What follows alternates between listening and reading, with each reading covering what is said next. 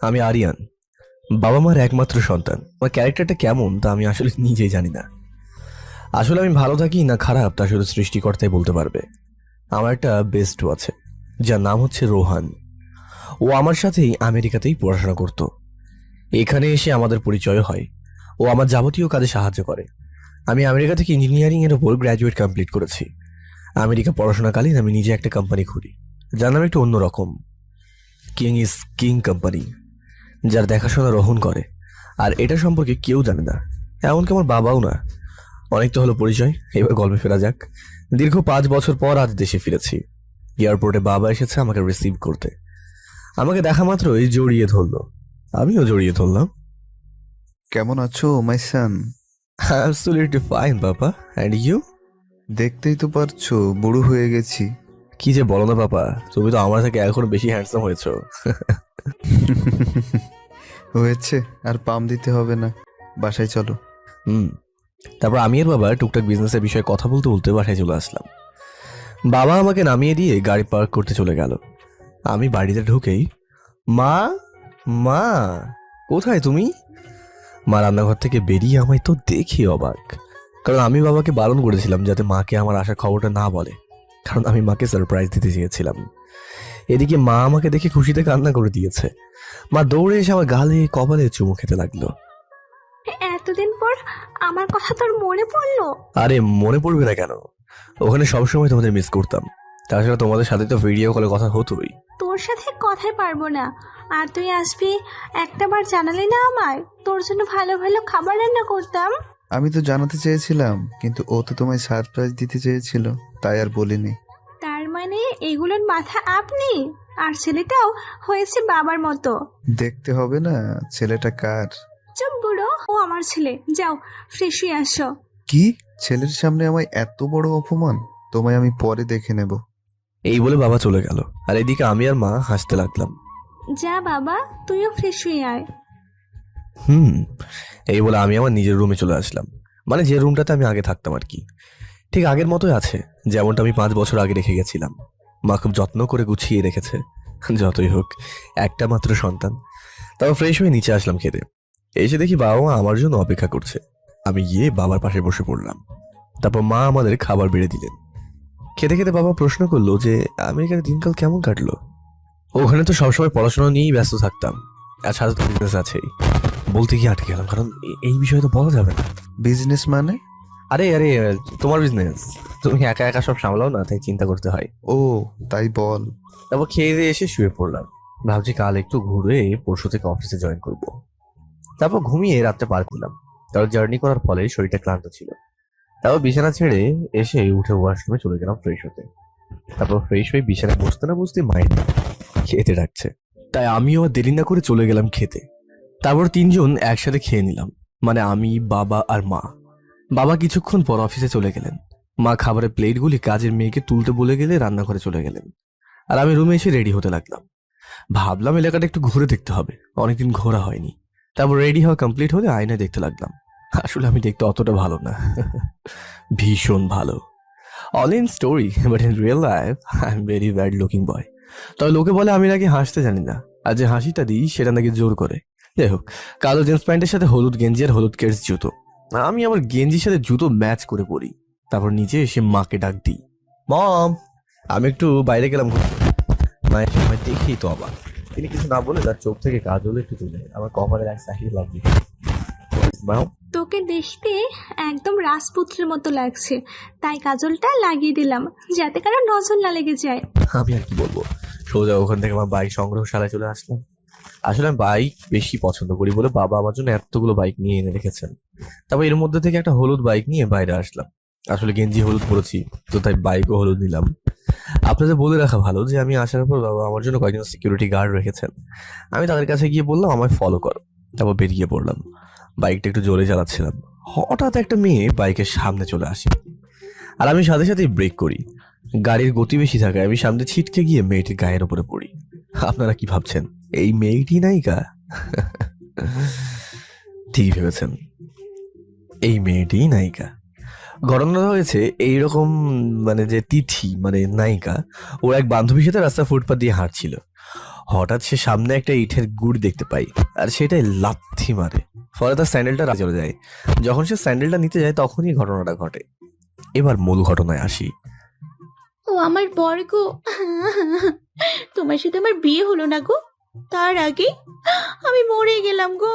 আমার হবু বাচ্চাটা তার মাকে দেখতে পেল না গো।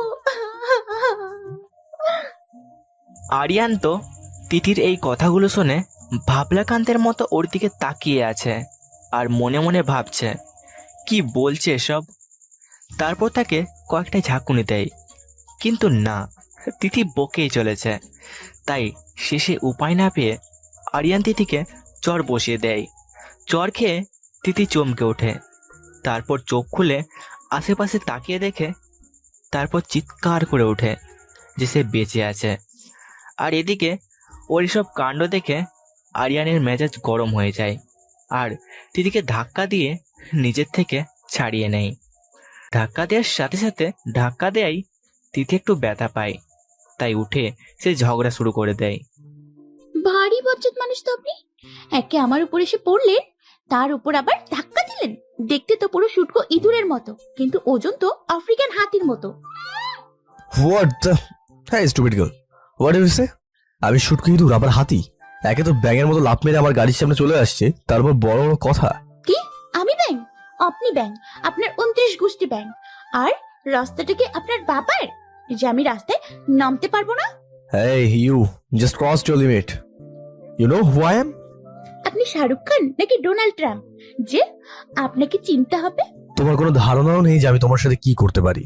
হ্যাঁ, ভয় দেখাচ্ছেন, কি করবেন? হ্যাঁ দেখান, আমিও দেখতে চাই। ওকে, just wait and watch.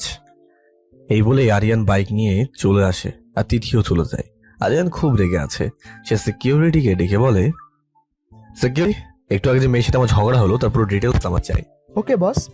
Hey, don't call me boss, call me king, alright? Okay king. ভয়ে ভয়ে বলল, কারণ আরিয়ান খুব রেগেছিল। এদিকে তিথি বাড়ি পৌঁছে তাড়াতাড়ি খেয়ে শুয়ে পড়ে, কারণ কাল তার অফিস আছে। আর তিথি মধ্যবিত্ত পরিবারের একটা মেয়ে, কোম্পানিতে চাকরি করে। তার পরিবার বলতে মা, বাবা, ছোট বোন আর দাদি। এদিকে সিকিউরিটি এসে আরিয়ানকে তিথির সব খবর দেয়। কিং, মেয়েটির নাম তিথি। তার পরিবারে মা বাবা, ছোট ভাই বোন আর দাদা দাদি আছে। আর সবচেয়ে বড় কথা, ও আপনার কোম্পানিতেই চাকরি করে। ওকে। তারপর আরিয়ান বাড়ি এসে খেয়ে দিয়ে রুমে চলে যায়। রুমে এসে মনে মনে বলে, মিস তিথি, কাল থেকে তোমার খারাপ দিন শুরু। তুমি আরিয়ানকে অপমান করেছ। কাল থেকে বুঝবে আরিয়ান কি জিনিস আর ও কি কি করতে পারে।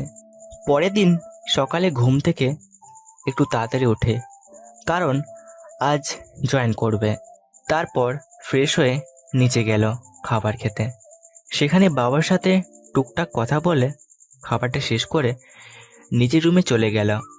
তারপর রেডি হতে লাগলো। ব্ল্যাক শার্ট, তারপর ব্ল্যাক কোট, সাথে ব্ল্যাক প্যান্ট ও শু, সব কিছু একদম ব্ল্যাক, সাথে তো ব্ল্যাক সানগ্লাস আছেই।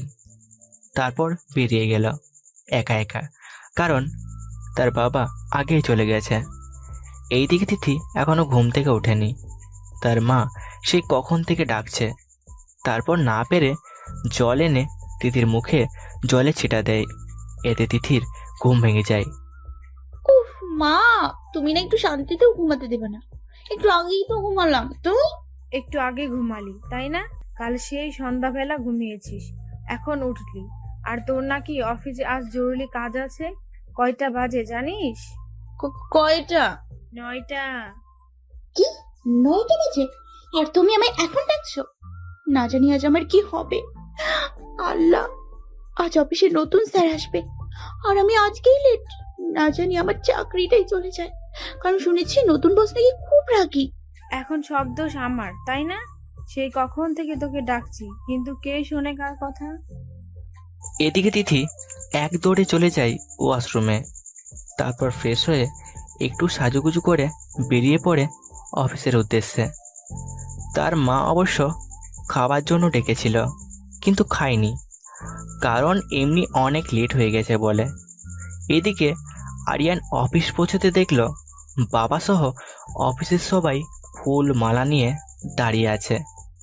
তারপর সবাই মিলে আরিয়ানকে স্বাগত জানালো।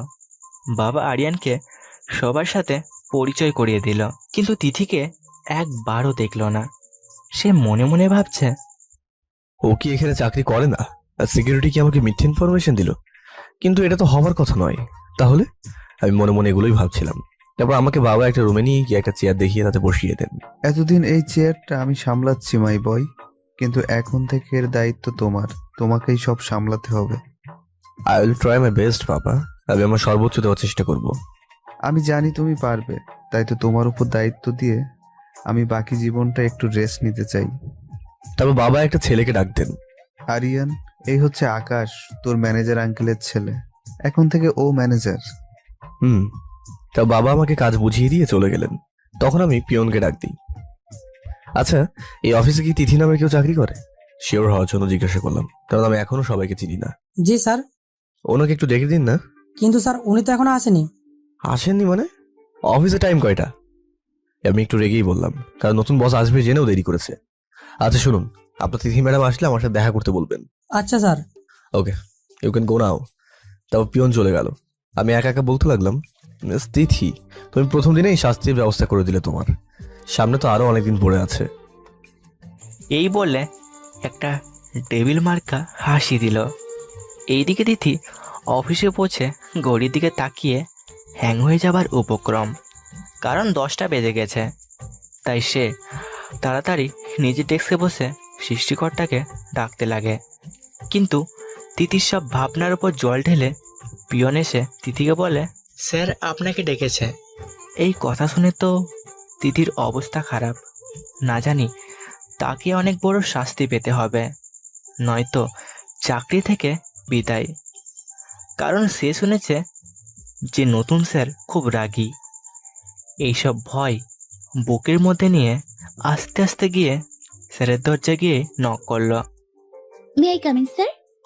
আমি ল্যাপটপে কাজ করছিলাম, এমন সময় কেউ একজন দরজায় নক করলো। তখন আমি সিসিটিভিটা চোখ বোলাতেই দেখলাম তিথি। তাই আমি চেয়ারটা ঘুরিয়ে উল্টো দিকে দেওয়ালের মুখ করে বসলাম। তারপর তিথিকে আসতে বললাম, ইয়েস কাম ইন। তারপর তিথি মনে মনে সৃষ্টিকর্তাকে ডাকতে ডাকতে ভিতরে প্রবেশ করে। তারপর দেখে যে স্যার উল্টো দিকে মুখ করে বসে আছে। তখন তিথি প্রশ্ন করে, স্যার আমায় ডেকেছেন? ইয়েস মিস তিথি। এই বলে আমি চেয়ারটা ঘুরিয়ে তিথির দিকে মুখ করি। তিথি তো আমার বসের চেয়ার দেখে ভূত দেখার মতো চমকে ওঠে, তারপর মাথা ঘুরে পড়ে যায়। তিথির এই অবস্থা দেখে আরিয়ান মানে আমি একটা টেবিল মার্কা হাসি দিয়ে বলতে লাগলাম, মিস তিথি, জাস্ট আমাকে দেখে জ্ঞান হারিয়ে ফেললে?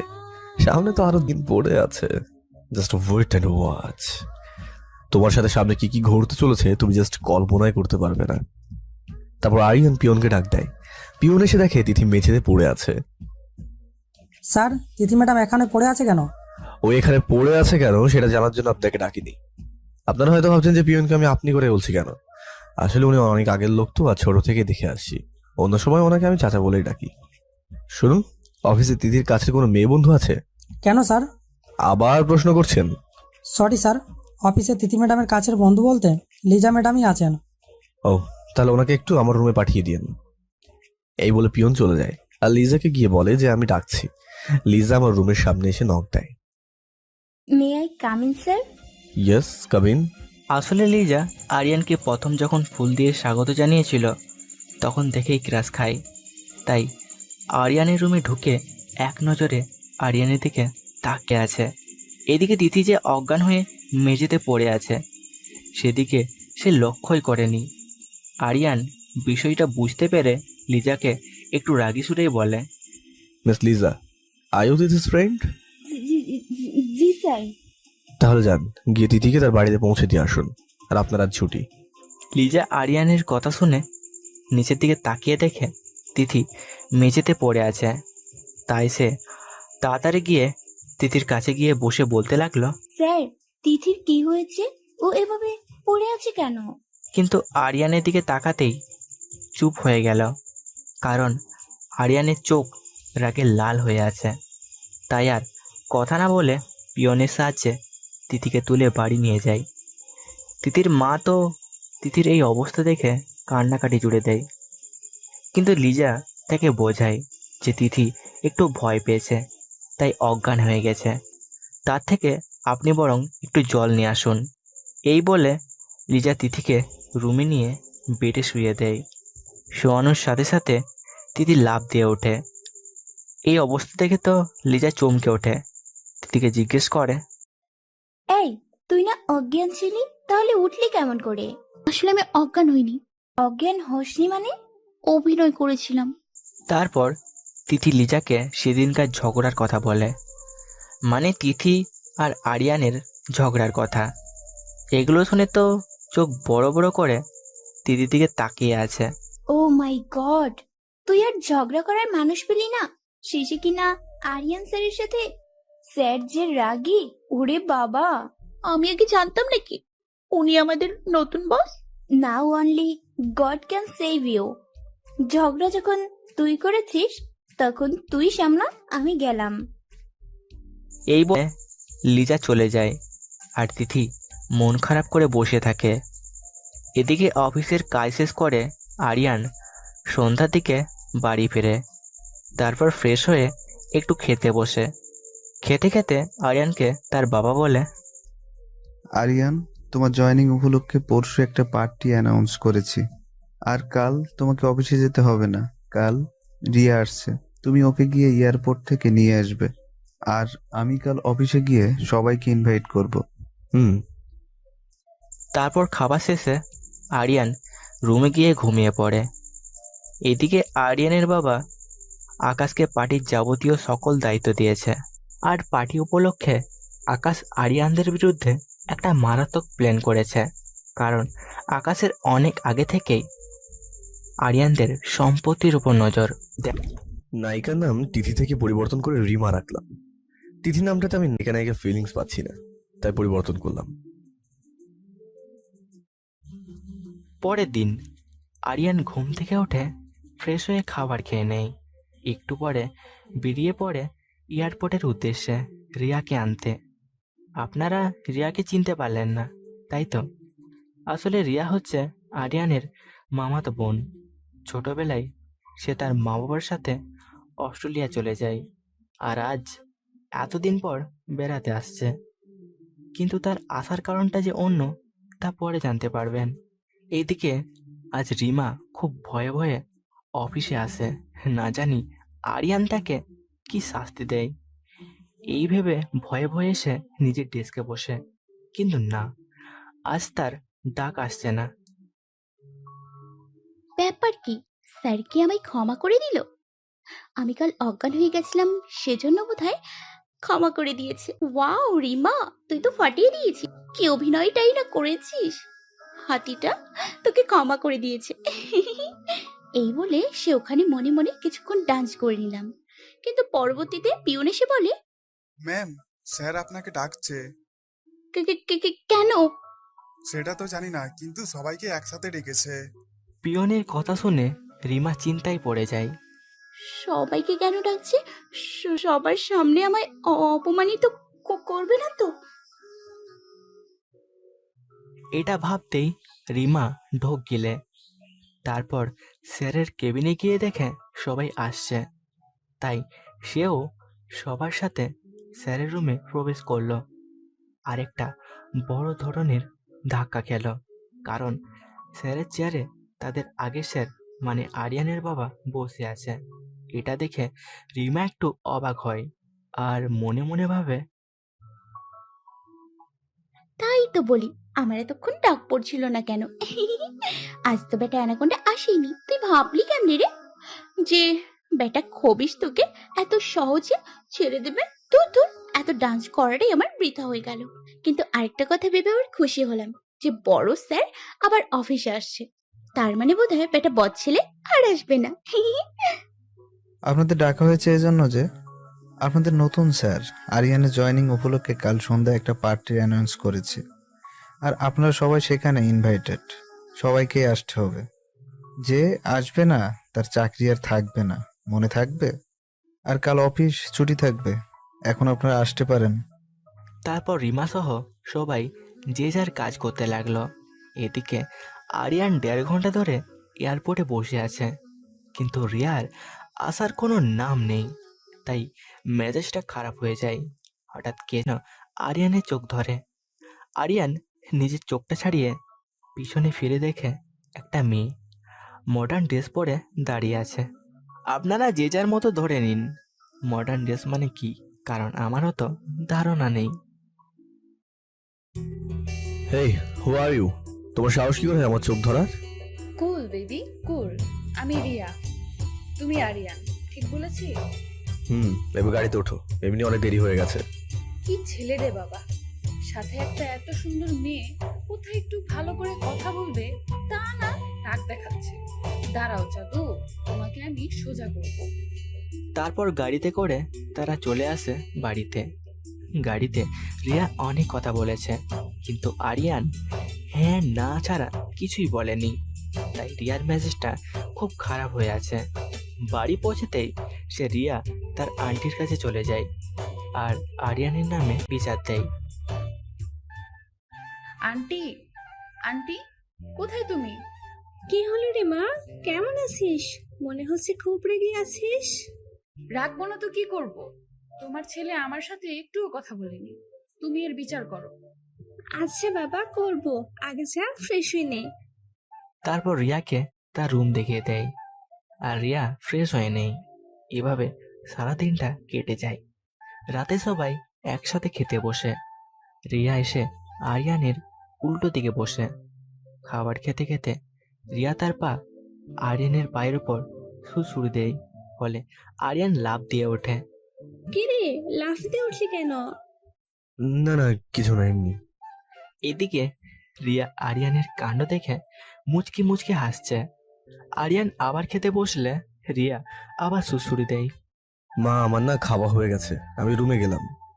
এই বলে রুমে আসে আর ভাবতে থাকে, কি সাংঘাতিক মেয়ে রে বাবা, এটা থেকে সাবধানে থাকতে হবে।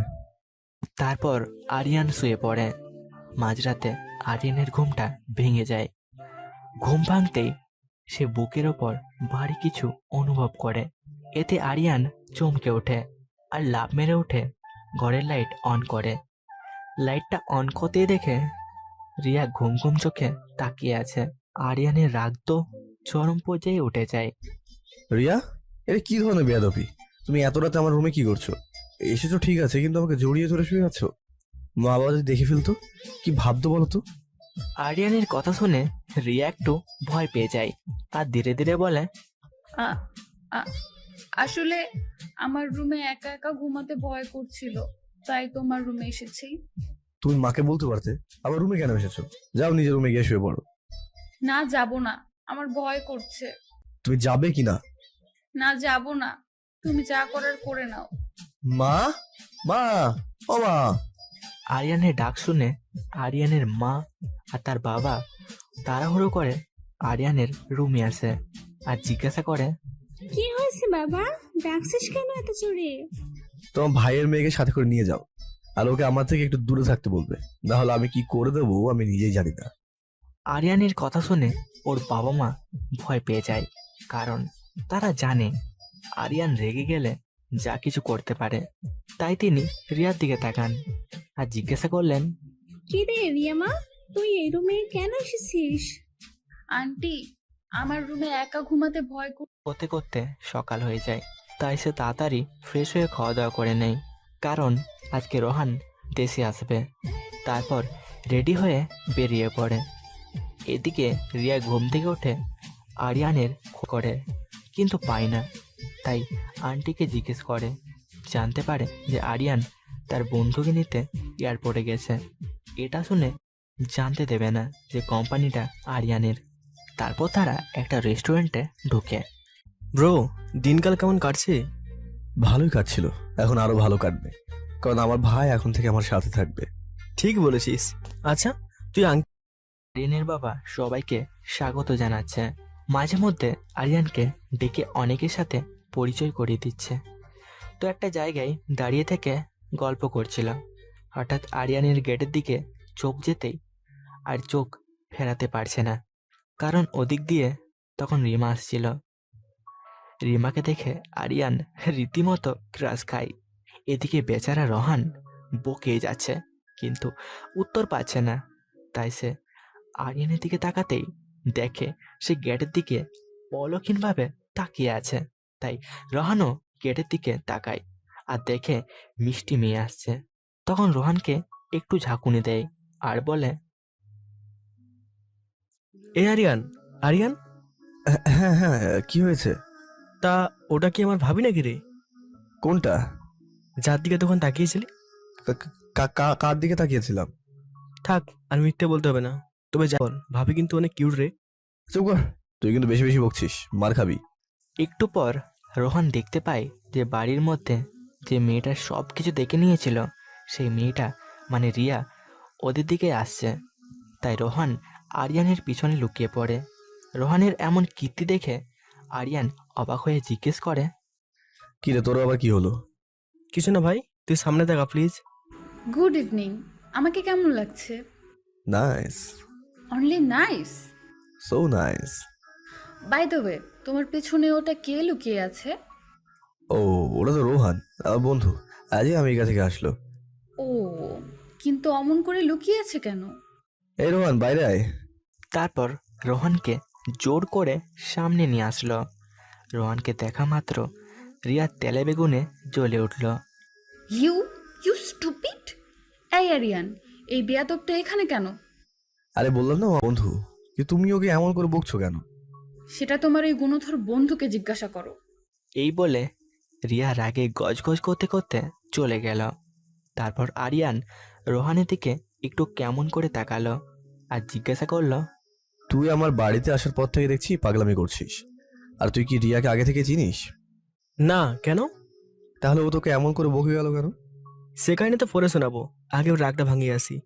ওকে যা ভাই, আর আমি একটু বাথরুমে যাব। ওকে।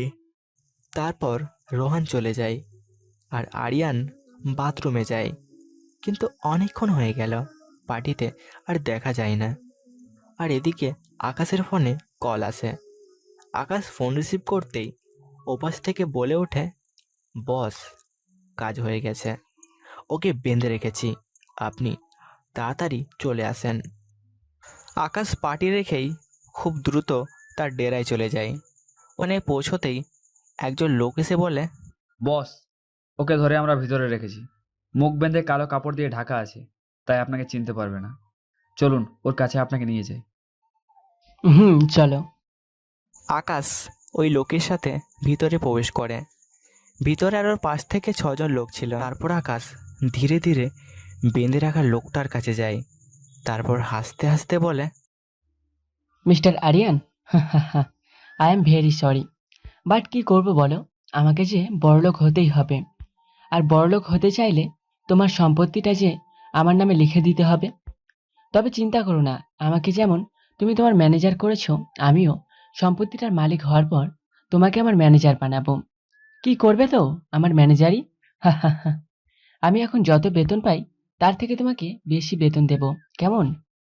তারপর আকাশ ওখান থেকে উঠে ঘরের এক কোণায় গিয়ে দাঁড়ায় আর গুন্ডাগুলোর বসকে ডাক দেয়। ডাক দেওয়ার সাথে সাথে গুন্ডাদের বস আকাশের কাছে আসে আর জিজ্ঞেস করে, কি হলো বস? শোন, ওর মাথা থেকে কাপড়টা সরিয়ে ওর জ্ঞান ফেরা। তারপর জ্ঞান ফিরলে এই কাগজটার এই যে দেখতে পাচ্ছিস স্বাক্ষর লেখা আছে, তার একটু উপরে ওকে দিয়ে সই করিয়ে নে। আমি ওর সামনে এখন যাব না, কারণ কাল ওকে একটা সারপ্রাইজ দিব। তারপর গুন্ডাটা সেখান থেকে আরিয়ানের কাছে আসে। তারপর একজনকে জল আনতে পাঠায়। জল আনা হলে তারা আরিয়ানের মাথা থেকে কাপড়টা সরিয়ে নেয়। তারপর জলের ছিটা দিয়ে ওর জ্ঞান ফেরায়। জ্ঞান ফেরার পর আশেপাশে জায়গা চিনতে না পেরে আরিয়ান ভয় পেয়ে যায়। তাই তাদের জিজ্ঞেস করে, আমি এখানে কেন? আর তোমরা কারা? আমরা তোকে কিডন্যাপ করেছি, আর আমরা কে সেটা তোকে না জানলেও হবে। কি কিডন্যাপ? হ্যাঁ, কিডন্যাপ। যদি বাঁচতে চাস তো দলিলটাকে সই করে দে। কিসের দলিল? বেশি কথা বলিস না, যা বলছি তাড়াতাড়ি কর, নয়তো। আমি সই করছি, তো প্লিজ আমায় গুলি করো না। তারপর আরিয়ান দলিলটা সই করে দেয়। সই করা হলে গুন্ডাটা দলিলটা হাতে নিয়ে গিয়ে আকাশকে দেয় আর বলে, বস, কাজ হয়ে গেছে। ও সই করে দিয়েছে, এই নিন। আরিয়ান, তুমি এখন জিরো। আকাশ এখন এজিএইচ কোম্পানির নতুন কিং। দলিলে আরিয়ানের সই পড়ার পর আকাশ খুব জোরে জোরে হাসতে থাকে আর আরিয়ানকে আবার অজ্ঞান করে দেয়। তারপর দলিলের দিকে তাকায়, কিন্তু দলিলের দিকে তাকাতেই আকাশের মাথায় যেন আকাশ ভেঙে পড়ে। আরে বাবা, এই আকাশ মানে আসমান! কি দেখছে আকাশ? সইটা আরিয়ানের সই না। আকাশ তো রেগে আগুন হয়ে যায়। তার সাথে চালাকি, রাগ কন্ট্রোল করতে না পেরে আরিয়ানকে মারতে যায়।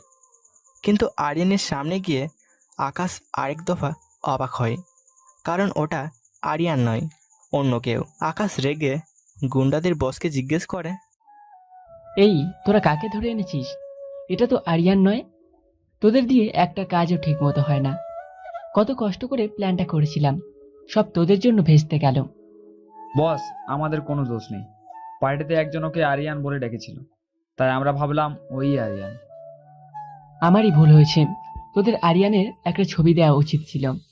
এত বড় একটা ভুল আমি কেমন করে করলাম? আচ্ছা, তোরা এখন যা।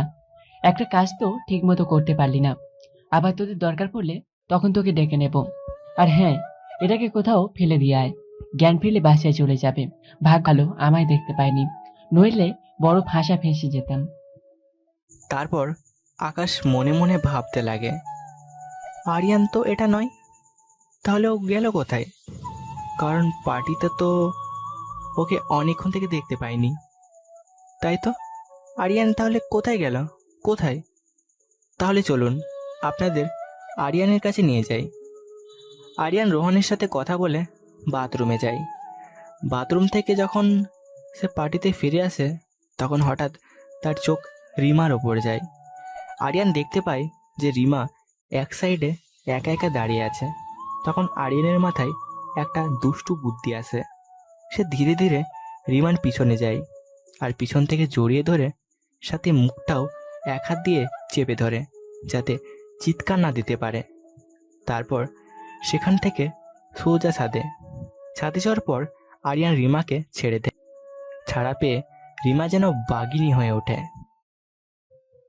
কোন শালার ব্যাটারে যেভাবে আমাকে ধরে এনেছে? তারপর পিছন ফিরে হাত উঠিয়ে মারতে যাবে, আর দেখতে পায় যে আরিয়ান পিছনে দাঁড়িয়ে আছে, তাও আবার রাগি লোকে। আরিয়ানকে দেখে রিমা তো এবার কেঁদে দেয় আর মনে মনে বলে, বারবার আমার সাথে এমন কেন হয়? মিস রিমা, আপনি যেন কি বলছিলেন আমাকে? না না স্যার, আপনাকে কেন বলতে যাব? আমি তো নিজেই নিজেকে গালি দিচ্ছিলাম।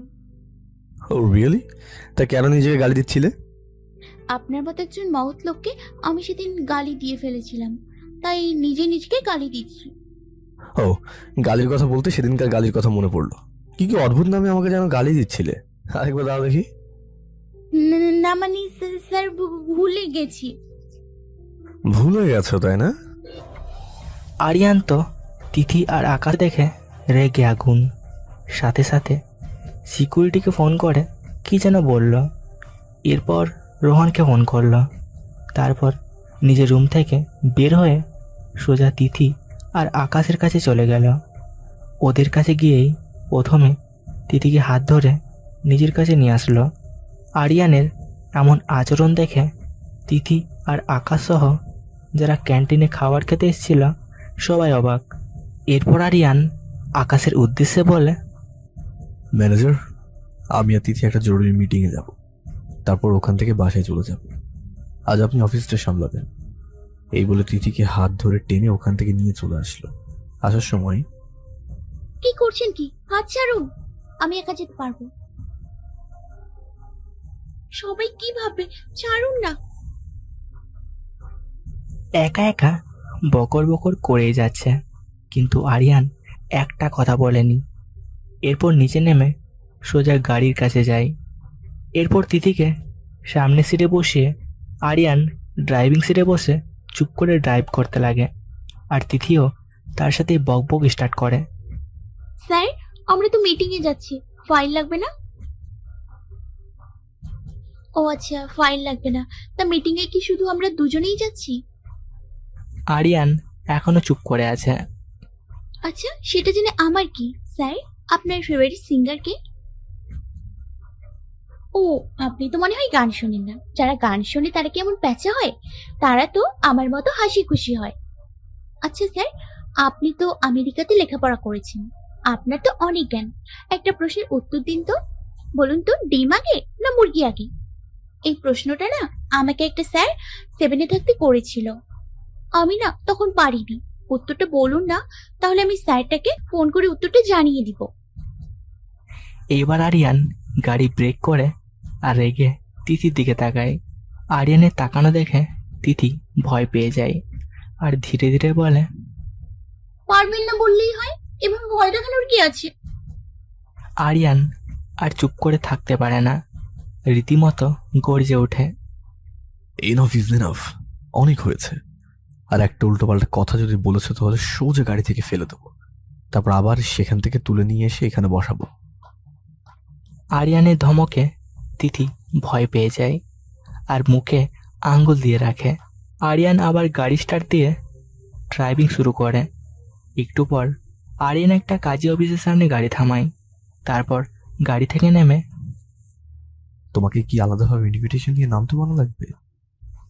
আরিয়ানের কথাই তিথি তাড়াতাড়ি গাড়ি থেকে নামে, কিন্তু নামার পর অনেকটা অবাক হয়ে যায় এটা দেখে যে তারা কাজী অফিসে এসছে।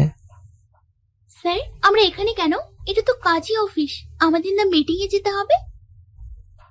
আরিয়ান তিথির কথার কোনো উত্তর না দিয়ে তিথির হাত ধরে টেনে কাজী অফিসের ভিতরে নিয়ে যায়। ভিতরে গিয়ে দেখে যে আরিয়ানের মা বাবা বসে আছে, আর সবচেয়ে বড় কথা এখানে তিথির মা বাবাও বসে আছে। কি হলো, বুঝলেন না তো? আসলে তখন আরিয়ান সিকিউরিটিকে ফোন করে তিথির মা বাবাকে এখানে নিয়ে আসতে বলেছিল, আর রোহনকে বলেছিল তার বাবা ও মাকে আনতে। যাই হোক, আরিয়ান তিথির মা বাবার কাছে গিয়ে প্রশ্ন করলো, আঙ্কেল এবং আন্টি, আমি হচ্ছে আরিয়ান। তিথি আমার কোম্পানিতেই চাকরি করে, আর আমি তিথিকে বিয়ে করতে চাই। আপনাদের কোনো সমস্যা আছে? আরিয়ানের কথা শুনে তো তিথির মাথায় আকাশ ভেঙে পড়ে। এটা কি বলছে রাক্ষসটা? ওর সাথে যদি আমার বিয়ে হয় তাহলে তো আমার জীবনটা পুরো হেল হয়ে যাবে। না না না, এ হতে দেওয়া যাবে না। না মা, তোমরা কিছুতেই রাজি হবে না। আমি এই রাক্ষসটাকে বিয়ে করব না। চিন্তা করবেন না আন্টি, আমি ওকে একদম সোজা করে দেবো। এই বলে তিথির দিকে তাকিয়ে একটা বাঁকা হাসি দেয়। তারপর আরিয়ান তার নিজের মা বাবার কাছে যায়, গিয়ে জিজ্ঞাসা করে, বাবা, তোমার কোনো সমস্যা নেই তো? আজ পর্যন্ত তোর কোনো কাজে বাধা দেয়নি, আর আজও দিব না। তাছাড়া তিথিমাকে আমার অনেক আগে থেকেই পছন্দ। থ্যাংক ইউ বাবা। হ্যাঁ মা, তোমার কি মতামত? তোর খুশিতে আমি খুশি বাবা। তিথি এতক্ষণ আরিয়ানের মা বাবার দিকে চেয়েছিল, এই ভেবে যে তারা হয়তো বিয়েটা মানবে না, কিন্তু সে আশাটাও পানিতে পড়ল। শেষ পর্যন্ত বিয়েটা হয়ে গেল। রাতে রোহন আর আরিয়ান ছাদে বসে আছে। তুই তো আমার থেকেও ফার্স্ট ডে, তোকে আমি সব কিছু শেয়ার করি, আর তুই একটিবারও জানালি না। এই তোর বন্ধুত্ব? এই নেখাকান্ত বন্ধ করতো, সবকিছুই হঠাৎ করে হয়ে গেছে। হোয়াট দ্য বিড়াল! এইখানে বিড়াল আসলো কোথা থেকে? আচ্ছা যাই হোক, বিড়ালে কিন্তু আজকে রাতেই মারতে হবে। তোকে তো বুঝতে হবে না, ভাবিকে বললেই বুঝিয়ে দেবে। হঠাৎ ছাদে রিয়া আসলো। হ্যাঁ যা, ভাবি একাই আছে। আরিয়ান ওদের কথা শুনে উঠে চলে আসে, আর রোহান আর রিমা ছাদে বসে গল্প করতে লাগে। আরিয়ান বাসর ঘরের সামনে দাঁড়িয়ে আছে। জীবনে প্রথমবার তার কেমন যেন ভয় করছে। এমন সময় রোহান এলো তার কাছে। কিরে, তুই এখনো বাইরে দাঁড়িয়ে আছিস কেন? ভিতরে যা। যাচ্ছি তো, এত তাড়াহুড়োর কি আছে? বউ তো আর পালিয়ে যাচ্ছে না। তা ঠিক, কিন্তু ভিতরে যা। হুম। Best of luck bro. এই বলে চলে যায়। আর আরিয়ান ভিতরে ঢুকে যেই একটু এগিয়েছে, অমনি তিথি বেড থেকে নেমে, দেখুন মিস্টার আরিয়ান, আপনি আমাকে জোর করে বিয়ে করেছেন, তাই আমি আপনাকে বর হিসেবে মানি না, আর আমাকে টাচ করার চেষ্টা করবেন না। কিন্তু কে শোনে কার কথা? আরিয়ান এক ধাক্কায় তিথিকে বেডের উপর ফেলে তারপর তিথির উপরে চড়ে একটু একটু করে আরিয়ানের ঠোঁট তিথির ঠোঁটের কাছে নিয়ে যায়। এই মুহূর্তে একজনের নিঃশ্বাসের শব্দ আরেকজন শুনতে পাচ্ছে। তিথির সেদিনকার স্বপ্নের কথা মনে পড়ে যায়। সেদিন স্বপ্নে ঠিক এই রকমটাই হয়েছিল। তার মানে আরিয়ান এখন ওকে কিস করবে। তাই তিথি চোখ দুটো বন্ধ করে দেয়, আর আরিয়ান তার ঠোঁটটা তিথির কাছে থেকে তিথির কানের কাছে নিয়ে যায় আর ধীরে ধীরে বলে, আপনি আমাকে এই বাসরাতে পা টিপতে বলছেন? কেন, তুমি কি ভেবেছিলে বাসর রাতে তোমাকে নিয়ে আমি রোম্যান্স করব নাকি কোলে নিয়ে আদর করব? আদর করলে সমস্যা কি? কি বললে?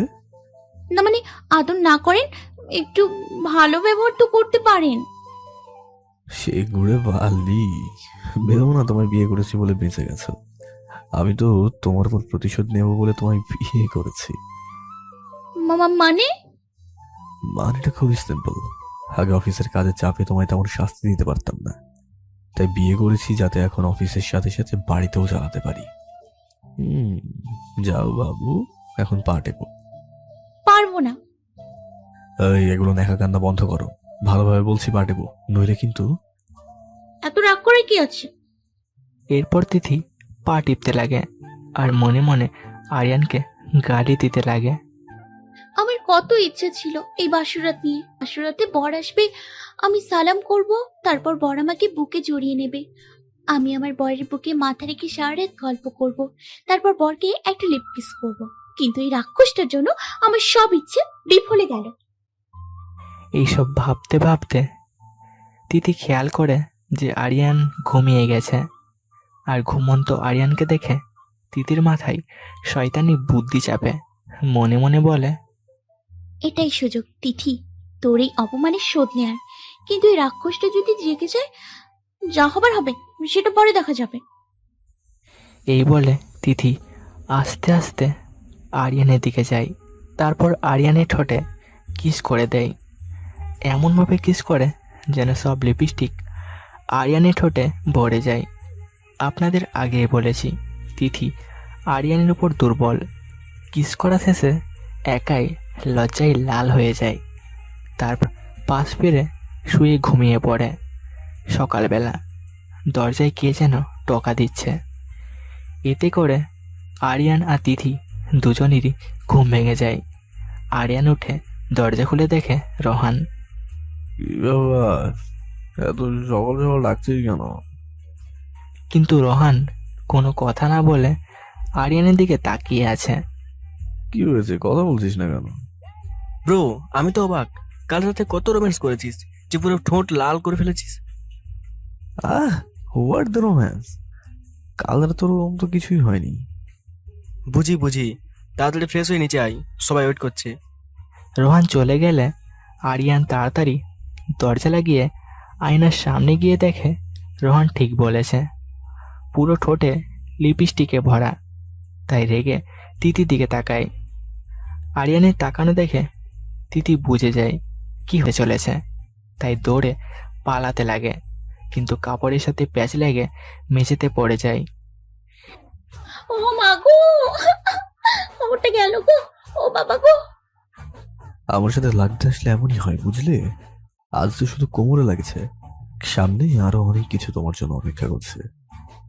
এই বলে আরিয়ান ফ্রেশ হয়ে নিচে যায় আর তিথি খুব কষ্টে উঠে ফ্রেশ হয়। তারপর ও নিচে যায়। সবাই খাবার টেবিলে বসছে। তখন রোহান তিথিকে প্রশ্ন করে, খুব সুন্দর, তোমার বন্ধু তো আমি সারা রাত আদর করেছে। আমি মানা করলাম, আজই কি সব পুড়িয়ে দেবে নাকি? কিন্তু কে শোনে কার কথা? সারা রাত এক সেকেন্ডও থামেনি। তিথির কথা শুনে আরিয়ানের বাবা মা ওখান থেকে চলে যায়। আর রোহান চোখ বড়সড় করে তাকিয়ে আছে, কারণ ও ভাবতে পারেনি যে তিথি এমন কথা বলবে। আরিয়ান তিথির কথা শুনে তিথির দিকে তাকালো। চোখ দুটো লাল হয়ে আছে, পারে না যে তিথিকে খেয়ে নেই। রোহান পরিস্থিতি বুঝতে পেরে হাওয়া হয়ে গেছে। এবার আরিয়ান মুখ খোলে। ওই, আমি তোমার সাথে রাতে কখন কি করলাম? হ্যাঁ, কিছু করেননি সেটা আপনি আর আমি জানি, বুঝলেন? অন্য কেউ তো আর জানে না। তুমি মিথ্যা বললে কেন?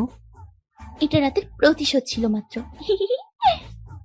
তোমায় তো আমি এই বলে যেই তিথির কাছে যাবে অমনি তিথি বলে ওঠে, দেখুন, আমায় কিছু করলে কিন্তু আপনার বাবাকে বলবো আপনি আমায় টাচ করেছেন।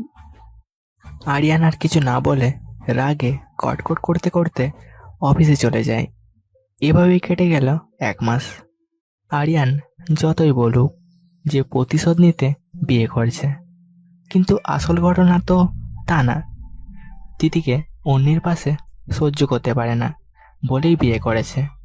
আর এই 1 মাস আরিয়ান তিথির ওপর আরো দুর্বল হয়ে পড়েছে। তিথিরও একই অবস্থা, যদিও এই 1 মাস আরিয়ান ওকে খুব জ্বালিয়েছে।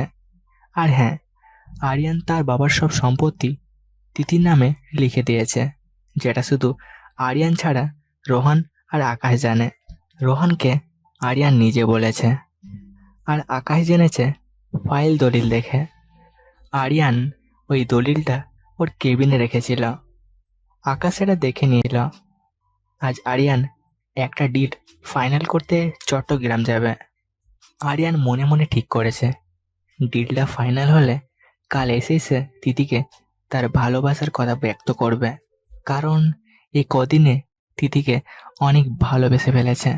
যদিও তিথি ওর বউ, কিন্তু তিথির সাথে ঝগড়া ছাড়া আর কিছুই হয়নি। এমনকি তিথিকে আজ পর্যন্ত ওইরকমভাবে টাচও করেনি। তাই আরিয়ান চায় যে ওর আর তিথির মাঝে সব দূরত্ব অবসান ঘটিয়ে দুজনে এক হয়ে যেতে। আরিয়ান এটাও জানে যে তিথি ওকে খুব ভালোবাসে, কিন্তু ভয়ে বলতে পারে না। আরিয়ান এসব ভাবছিল, হঠাৎ দরজায় কেউ কড়া নাড়ল। আরিয়ান তাকিয়ে দেখে আকাশ। হ্যাঁ আকাশ, বলো। স্যার, যাবার সময় হয়ে গেছে। এখন না বের হলে আপনি ঠিক সময়ে পৌঁছাতে পারবেন না। গাড়ি রেডি আছে। জি স্যার, ড্রাইভার ওয়েট করছে। আমি সাথে ড্রাইভার নেবো না, তুমি কি ওকে মানা করে দাও। Okay sir. তারপর আকাশ নিচে চলে গেল। আরিয়ানও একটু পর সব কাগজপাতি নিয়ে নিচে আসে। এসে দেখে আকাশ দাঁড়িয়ে আছে। আরিয়ান কাছে আসতেই আকাশ আরিয়ানকে গাড়িতে তুলে দেয়। আরিয়ানের কাছে আসতেই আকাশ আরিয়ানকে গাড়িতে তুলে দেয়। আরিয়ান গাড়িতে ওঠে আকাশের দিকে তাকিয়ে একটা রহস্যময় হাসি দেয়, যার মানে আকাশ বুঝতে পারে না। আরিয়ান বেরিয়ে পড়লে আকাশ তাকে বিদায় জানায়। Bye bye Aryan, bye bye for ever. এর হাসির কারণটা একটু পরেই জানতে পারবেন। এদিকে আরিয়ান শহর ছেড়ে বাইরে চলে এসছে। সব উঁচু নিচু খাড়া পথ, থেকে থেকে খাড়া গভীর খাদ, যেখানে পড়লে বাঁচার কোনো সম্ভাবনাই নেই। গাড়ি চালাতে চালাতে আরিয়ান বুঝতে পারে যে তার গাড়ি ব্রেক ফেল করেছে। অনেক চেষ্টা করেও আরিয়ান গাড়ি কন্ট্রোল করতে পারে না। হঠাৎ আরিয়ান সামনে একটা বিশাল খাদ দেখতে পায়। তাই গাড়ি থামানোর অনেক চেষ্টা করছে, কিন্তু পারছে না। কারণ গাড়ি থামাতে না পারলে সেটা নিশ্চিত খাদে পড়বে। হঠাৎ আরিয়ানের গাড়ি রাস্তার সুরক্ষা বেড়া ভেঙে নিচে পড়ে যায়। আর কয়েক সেকেন্ড পরে শব্দ হয় বুম। পরের দিন সকালে আরিয়ানের বাবা টিভি দেখছিলেন। হঠাৎ আরিয়ানের বাবার ডাক শুনে তিথি ও তার শাশুড়ি মা দুজনেই টিভি রুমে আসে। এসে জিজ্ঞাসা করে, কি হয়েছে বাবা, অমন করে ডাকলে কেন? আরিয়ান বাবা কাবা কাবা হাতে তিথিকে টিভির দিকে তাকাতে বলল। শ্বশুরের ইশারায় তিথি টিভির দিকে তাকায়। টিভির দিকে তাকানোর সাথে সাথে তিথির পৃথিবী যেন থমকে গেছে। তিথি এত বড় শখ সহ্য করতে না পেরে জ্ঞান হারায়। আরিয়ানের বাবা কাঁপা কাঁপা হাতে তিথিকে টিভির দিকে তাকাতে বলল। শ্বশুরের ইশারায় তিথি টিভির দিকে তাকায়। টিভির দিকে তাকানোর সাথে সাথে যেন তিথির পৃথিবী থমকে গেছে। তিথি এত বড় শখ সহ্য করতে না পেরে জ্ঞান হারায়। টিভিতে বড়সড় করে হেডলাইনে লেখা যে বিখ্যাত ইন্ডাস্ট্রিয়ালিস্ট আরিয়ান গতকাল গাড়ি দুর্ঘটনায় মারা গেছে। এছাড়া ওখানে দুর্ঘটনার বর্ণনাও দেয়া আছে। বিখ্যাত ইন্ডাস্ট্রিয়ালিস্ট আরিয়ান গাড়ি দুর্ঘটনায় মারা গেছেন। সূত্রে জানা গেছে যে আরিয়ান তার কোম্পানির ডিল সাইন করতে চট্টগ্রাম যাচ্ছিলেন, আর চট্টগ্রাম যেতে গিয়েই তিনি এই দুর্ঘটনার শিকার হন। ধারণা করা হচ্ছে যে আরিয়ান গাড়ি ব্রেক ফেল করেছিল, যার কারণে দুর্ঘটনাটা ঘটে। আরিয়ানের গাড়িটি পুড়ে গেছে, আর গাড়ির মধ্যে আরিয়ানের লাশ পাওয়া গেছে। তবে মুখটা এমন বিশ্রীভাবে পুড়ে গেছে যে চিনার উপায় নেই। তবে মৃত ব্যক্তির ওয়ালেট অক্ষত রয়েছে, এবং সে ওয়ালেটের কাগজপাতি দেখে নিশ্চিত করা হয়েছে যে এটা আরিয়ান, এবং সে ওয়ালেটের কাগজপাতি দেখে নিশ্চিত করা হয়েছে এটা আরিয়ান। আর এগুলো দেখে তিথি জ্ঞান হারায়। প্রিয়জনের এমন লোমহর্ষক পরিণতি দেখে তিথি কেন কেউই ঠিক থাকতে পারবে না। তিথিকে ধরে নিয়ে রুমে শুইয়ে দেওয়া হয়। আরিয়ানের মাও অসুস্থ হয়ে পড়েছে একমাত্র ছেলের মৃত্যুতে। আরিয়ানের বাবা এত কিছুর পরও চুপ করে আছে, কারণ এখন যদি তিনি ভেঙে পড়েন তাহলে অন্যদের সামলাবে কে? দুপুরের দিকে আরিয়ানের লাশ বাড়িতে নিয়ে আসা হয়। লাশের পরিণতি এত খারাপ যে কাউকে একটা বার দেখার সুযোগ দেয়নি। জানাজা পরে দাফন করে দেওয়া হয়েছে। পুরো বাড়িতে শোকের ছায়া নেমে এসছে। এদিকে তিথির জ্ঞান ফেরেনি এখনো। ডাক্তারকে ডাকা হয়েছে। তবে এত দুঃখের মধ্যে একজনের মনে আজ সকাল থেকে খুব আনন্দ। আপনারা নিশ্চয়ই বুঝতে পেরেছেন কার কথা বলছি। হ্যাঁ, ঠিক ধরেছেন, আমি আকাশের কথা বলছি। আজ হয়তো ওর থেকে সুখী মানুষ আর পৃথিবীতে নেই। তবে হ্যাঁ, আকাশও আজ কেঁদেছে, তবে সেটা লোক দেখানো। আকাশ গিয়েছিল আরিয়ানের জানাজায়।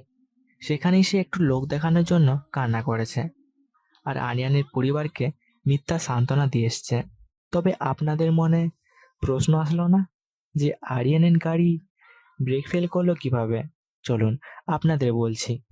আসলে আরিয়ান চট্টগ্রাম যাবার কথাটা আরিয়ান আকাশে আরো 5 দিন আগে জানায়। আর আকাশ জেনে গেছে যে সম্পত্তির মালিক এখন আর আরিয়ান নেই, কারণ আগেই বলেছি সব সম্পত্তি আরিয়ান তিথির নামে লিখে দিয়েছে। তাই আকাশ মনে মনে প্ল্যান করলো যে সম্পত্তির মালিক যদি আরিয়ান নাই হয়ে থাকে তাহলে ওকে বাঁচিয়ে রেখে লাভ কি? আরো বেঁচে থাকলে আমি সম্পত্তি এবং তিথি দুটোর কোনোটাই পাবো না। অতএব I am really sorry Aryan, তোমাকে মরতেই হবে। যেই ভাবা সেই কাজ। আকাশ একজন লোক ঠিক করে, আর তাকে দিয়েই কাল আরিয়ানের গাড়ির ব্রেকের তার কেটে দেয়, যাতে ব্রেক ফেল করে আরিয়ান অ্যাক্সিডেন্ট করে আর মারা যায়। এবং অবশেষে তার প্ল্যান সাকসেসফুল হয়েছে। এখন খুব তাড়াতাড়ি ও সমস্ত সম্পত্তি আর তিথিকে পেতে চলেছে। এদিকে আরিয়ানের বাসায় ডাক্তার এসেছে। অনেকক্ষণ চেক আপ করার পর তিনি আরিয়ানের বাবার দিকে তাকান। ডাক্তারের তাকানো দেখে বাবা তিনাকে জিজ্ঞেস করলেন, ডাক্তার, কি বুঝলে? মাথায় খুব চাপ পড়েছে, তাছাড়া মানসিক চাপ পেয়েছে, যার জন্য এই রকম অবস্থা।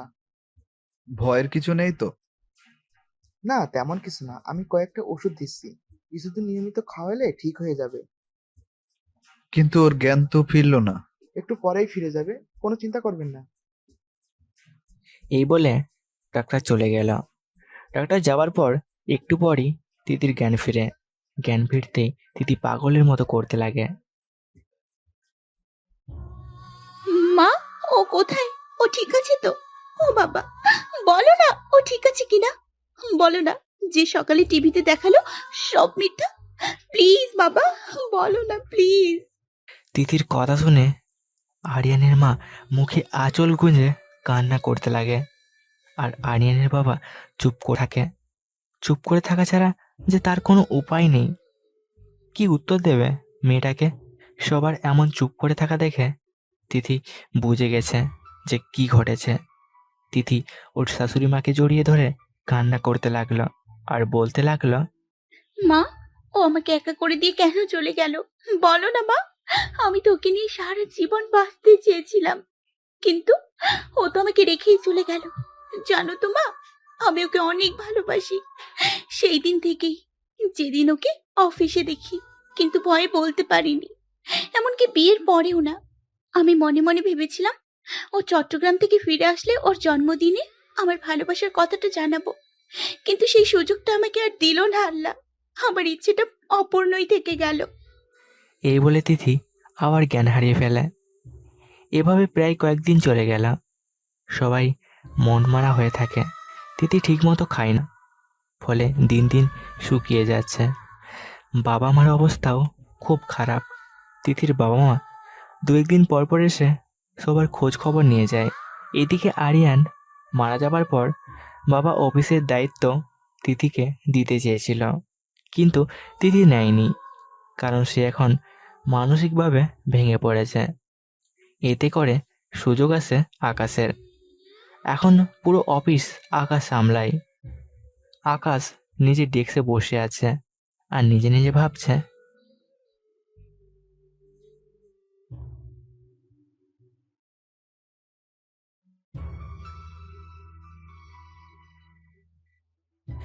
এইভাবেই দিনকাল চলছিল। এখন তিথিসহ সবাই কিছুটা হলেও স্বাভাবিক হয়েছে। তিথিকে স্যুপ দিয়ে ওর শাশুড়ি মা ঘর থেকে বের হয়ে গেল। ঠিক তখনই বাড়ির দরজার কলিং বেল বেজে ওঠে। মা তাই রান্নাঘরে না গিয়ে দরজা খুলতে গেল। দরজা খুলে দেখে যে আকাশ দাঁড়িয়ে। আকাশকে দেখে বলল, আরে আকাশ বাবা, কি মনে করে? আন্টি, আসলে আমি তিথি ম্যাডামের কাছে এসেছি। একটা ফাইলে সাইন লাগবে। মূলত আরিয়ানের সাইন লাগতো, কিন্তু ও তো আর নেই, তাই তিথির সাইন লাগবে। হ্যাঁ বাবা, একমাত্র ছেলেটা আমার সবাইকে ছেড়ে চলে গেল। কাঁদবেন না আন্টি, সবাইকেই তো একদিন না একদিন যেতেই হবে। পার্থক্য এটাই যে কেউ একটু আগে আর কেউ একটু পরে যাবে। তোমাকে কত করে বলি যে আমাদের এখানে প্রতিদিন একটু করে এসো। তোমাকে পেয়েও আমরা আমাদের ছেলের জায়গাটা অল্প একটু হলেও পূরণ করতে পারি। বুঝতেই তো পারছেন যে অফিস পুরোটাই এখন আমাকে দেখতে হয়। বুঝতেই তো পারছো যে ওনার বয়স হয়েছে, তাই তুমি একটু কষ্ট করে বাবা। আমরা তো তোমার বাবা মার মতোই। আমিও তাই মনে করি। এই দেখো, কথা বলতে বলতে তোমাকে বাইরে দাঁড় করিয়ে রেখে দিয়েছি। আসো, ভিতরে আসো। এরপর মা আকাশকে ভিতরে এনে তিথির রুমটা দেখিয়ে দিল। আকাশ তিথির রুমের সামনে গিয়ে নক করে। আসতে পারি? কে? আগে তো ভিতরে ঢুকতে বলবে, তারপর না হয় প্রশ্ন কইরো। আচ্ছা, ভেতরে আসুন। এরপর আকাশ ভেতরে আসে। আকাশকে দেখে তিথি বলে, আরে আকাশ বাবু, আপনি আসুন, বসুন। এসেছি একটা দরকারে। তা তোমার শরীর ঠিক আছে এখন? আমার আর শরীর, আপনার দিনকাল কেমন যাচ্ছে? ভালো।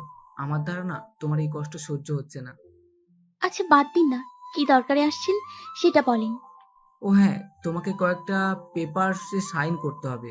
আরিয়ান নেই, তাই তার অনুপস্থিতি তোমাকে সাইন করতে হবে। ও আচ্ছা, দিন, আমি সাইন করে দিচ্ছি। তারপর আকাশ কয়েকটা পেপার দিয়ে তিথির দিকে এগিয়ে দেয়, আর তিথি সেগুলো না পড়েই সাইন করে দেয়।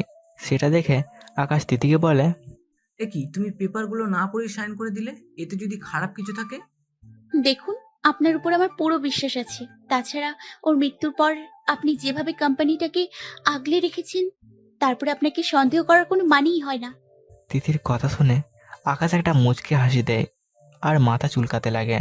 এদিকে তিথি সই করা শেষ। এই নিন, আমি সাইন করে দিয়েছি। ঠিক আছে, আমি তাহলে এখন উঠি, ওদিকে আবার কাজ আছে। আচ্ছা ঠিক আছে। এরপর আকাশ তিথির রুম থেকে বের হয়ে আসে। নিচে এসে মায়ের সাথে দেখা হয়।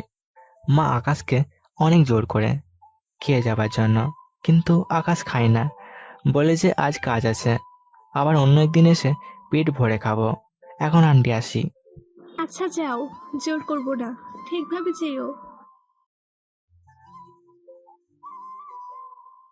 আজ রাতে আকাশ একটা পার্টির আয়োজন করেছে, কারণ তার এতদিনের সাধনা পূরণ হয়েছে, তাই পার্টি তো দিতেই হতো। আর এই পার্টিতে অফিসের সবাইকে ইনভাইট করেছে আকাশ। রাত প্রায় 8টা, পার্টি শুরু হয়ে গেছে। সবাই আস্তে আস্তে আসা শুরু করে দিয়েছে। একটু পর সবাই পার্টিতে উপস্থিত হলে আকাশ জোরে জোরে মিউজিক বাজাতে শুরু করে আর সবাইকে এনজয় করতে বলে। আকাশের এমন আচরণ দেখে প্রায় সবাই অনেক অবাক হয়, কারণ দুদিন আগেই আরিয়ানের মৃত্যু হয়েছে। আর এতে আকাশ দুঃখ প্রকাশ না করেই উল্টো পার্টির আয়োজন করেছে। আর আয়োজন করেছে ঠিক আছে, কিন্তু এনজয়? অফিসের প্রায় সবাই আরিয়ানকে ভয় করলেও সবাই ভালোবাসত। তাই তাদের মধ্যে থেকে শামীম আজকে বলল, এর মানে কি আব্বু? দুদিন আগে আমাদের আরিয়ান স্যারের মৃত্যু হয়েছে, আর আপনি কি না আমাদের পার্টিতে এনজয় করতে বলছেন? আমরা অতটা অমানুষ না। শামীমকে আরিয়ান খুব ভালোবাসত, আর শামীমকে চাকরিটাও আরিয়ানে দিয়েছিল। তাই শামীমও যথেষ্ট পরিমাণে আরিয়ানকে সম্মান করত। কুল কুল, এত উত্তেজিত হচ্ছেন কেন আপনারা? আমি আপনাদের একটা খুশির খবর দেব বলে সবাইকে ডেকেছি। কি খবর? লেডিস অ্যান্ড জেন্টলম্যান, আমি আপনাদের সবার সামনে প্রেজেন্ট করতে যাচ্ছি আরিয়ান গ্রুপ অফ ইন্ডাস্ট্রিজের নতুন মালিককে। কে সে? সে আর কেউ না, আপনাদের সকলের প্রিয় মিস্টার আকাশ, মানে আমি নিজে। সবাই আকাশের এমন অ্যানাউন্সে অবাক। তাই শামীম আবার প্রশ্ন করল, কিন্তু কোনো কিন্তু ফিন্তু নেই, বড় স্যার সবকিছু আমার নামে লিখে দিয়েছে। কারো সমস্যা থাকলে বলতে পারো, তাকে চাকরি থেকে বরখাস্ত করাবে। আকাশের এই কথার পর আর কেউ আর কোনো কথা বলে না। আজকে যুগে চাকরি যে অকাল। একবার চাকরি গেলে নতুন চাকরি পাওয়া অনেক মুশকিল হয়ে যাবে। তখন বউ বাচ্চা নিয়ে পথে বসতে হবে। তাছাড়া যখন বড়সের সব কিছু করেছে, সেখানে অন্যদের আর কিছু বলার থাকে না। এরপর সবাই পার্টিতে যে যার মতো কাজ শেষ করে বাড়ি ফিরে যায়। পরের দিন সকালে আরিয়ানের বাবা সবাই বসে পত্রিকা পড়ছিলেন। হঠাৎ কে যেন কলিং বেল বাজায়। তাই বাবা কাজের মেয়েকে দরজা খুলতে বলে। দরজা খুলে দিলে দেখা যায় যে আকাশ এসছে। তাই কাজের মেয়ে তাকে ভিতরে যেতে বলে। আকাশ ভিতরে এসে বাবাকে সালাম দেয়, তারপর টুকটাক কথা বলে। এক পর্যায়ে আকাশ বাবাকে একটা প্রস্তাব দেয়। আঙ্কেল, আমি একটা কথা বলতে আজ এখানে এসেছি। কি কথা বাবা? আঙ্কেল, আমি তিথিকে বিয়ে করতে চাই। সবেমাত্র 1 মাস হতেই আরিয়ান মারা গেল। বাকি জীবন তো আর একা একা কাটানো সম্ভব না। তুমি সব ভেবে বলছো তো? হ্যাঁ আঙ্কেল, আমি সব ভেবেচিন্তেই বলছি। আমি এসব বিষয়ে কিছু বলতে পারবো না, তুমি তিথিকে এই কথাগুলো বলো। এরপর বাবা কাজের মেয়েকে পাঠায় তিথিকে ডাকার জন্য। একটু পর তিথি নিচে এলে বাবা তিথিকে বিয়ের ব্যাপারে বললে তিথি সাথে সাথে মানা করে দেয়। এরপর আকাশ তিথিকে অনেক বোঝানোর চেষ্টা করে। দেখো তিথি, আমি জানি তোমার মনের অবস্থা ঠিক নেই, কিন্তু তুমি তো আর একা একা সারাটা জীবন কাটাতে পারবে না। তোমার পাশে একজনকে চাই। আমাকে একটা বার সুযোগ দাও, আমি তোমার সব কষ্ট ভুলিয়ে দেব। দেখুন আকাশবাবু, আমি আপনাকে যথেষ্ট পরিমাণ সম্মান করি, তাই আমি চাই না আপনি এসব কথা বলে আমার চোখে ছোট হয়ে যান। বাবা, ওনাকে চলে যেতে বলুন। এই বলে তিথি আবার উপরে চলে যায়। এদিকে আকাশ বাবাকে বলে, দেখুন আঙ্কেল, তিথির মনের অবস্থা ভালো নেই। আপনারা ওকে একটু বোঝানোর চেষ্টা করুন, আমি অপেক্ষায় থাকবো। তারপর আকাশ সোজা চলে যায় অফিসে। আজকে থেকে সে বস। তবে কথাটা এখনই ও আরিয়ানের বাবাকে বলেনি, কারণ যদি বলে তাহলে কখনো তিথিকে পাবে না। আর একবার তিথিকে পেয়ে গেলে আরিয়ানের বাবা মাকে ঘাড় ধাক্কা দিয়ে বের করে দেবে। তবে ওকে ওর আর তিথির বিয়ে পর্যন্ত অপেক্ষা করতে হবে। আকাশ কাল রাতেই আরিয়ানের সম্পত্তির পরিমাণ হিসাব করে। সর্বমোট 1000 কোটি টাকার সম্পত্তি। আকাশ মনে মনে প্ল্যান করেছে ও এসব বিক্রি করে তিথিকে নিয়ে বিদেশে চলে যাবে, আর সেখানে নিজের নামে বিজনেস খুলবে। কারণ এখন কোম্পানিটার নাম আরিয়ানের নামে। সেই জন্য কাল রাতেই ও কোম্পানি বিক্রির বিজ্ঞাপন দেয়। আকাশ অফিসে বসে কাজ করছে, তখন পিয়ন এসে বলে, স্যার, একটা লোক এসেছে, আপনার সাথে দেখা করতে চাই। ওকে পাঠাও। একটু পর একটা লোক ভিতরে আসে। কালো শু, কালো প্যান্ট, কালো কোট, কালো সানগ্লাস, যাকে বলে ম্যান ইন ব্ল্যাক। আকাশ ওনাকে বসতে বলে। তারপর লোকটা বলতে লাগে, মিস্টার আকাশ, আমি হচ্ছি মেহেদি, আমি আপনার কোম্পানিটা কিনতে চাই। আপনার কোম্পানিতে সবকিছু আমার পছন্দ হয়েছে। আমার আমেরিকাতে বিজনেস আছে, তবে আমি বাংলাদেশেও একটা কোম্পানি কিনতে চাই। আপনার কোম্পানির সব ডিটেলস আমি দেখেছি, আর সব দিক থেকে এই কোম্পানিটা আমার বেস্ট মনে হয়েছে। এখন বাকিটা আপনার উপর। দেখুন মিস্টার মেহেদি, আমি কোম্পানিটা বিক্রি করতে প্রস্তুত আছি, কিন্তু এর প্রাইস। আমি 2000 কোটি দেব। কি কি কি বলছে? 2000 কোটি? হ্যাঁ। আমি রাজি, আমি রাজি। তাহলে ডিলটা হচ্ছে কবে?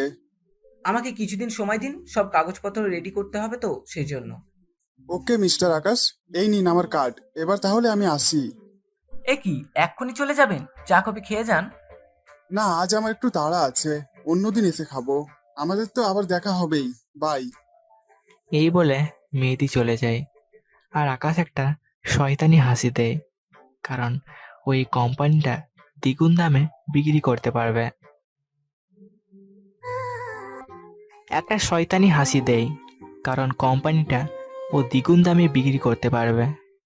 এদিকে আরিয়ানের বাবা তিথিকে আবার বিয়ে দিতে চাচ্ছে, কারণ তিনি চান না তিথি জীবনটা নষ্ট হয়ে যাক। সেই জন্য তিথি রুমে যান। আসবো মা। আরে বাবা, আসুন। কি কথা বাবা? আমি বলছিলাম কি, তুই আকাশকে বিয়ে করে নে। এই কি বলছেন বাবা আপনি? ঠিকই বলছি, আমি চাই না তোর জীবনটা নষ্ট হয়ে যাক। তাই বলছি, তুই জীবনটা আবার নতুন করে শুরু কর। না বাবা, আমি আপনার এই কথাটা মানতে পারবো না, আমায় ক্ষমা করুন। ও বুঝেছি, আপনি আমায় বোঝা মনে করছেন। ঠিক আছে, আমি এই বাড়ি ছেড়ে চলে যাব, তবু আমায় আবার বিয়ে করতে বলবেন না প্লিজ। এ কি বলিস তুই? আমি তোকে বোঝা মনে করি? এই বাড়িটাই তোর। যদি সেটাই মনে করেন তাহলে আমাকে আর বিয়ের কথা বলবেন না প্লিজ। এই বলে নিচে চলে যায়।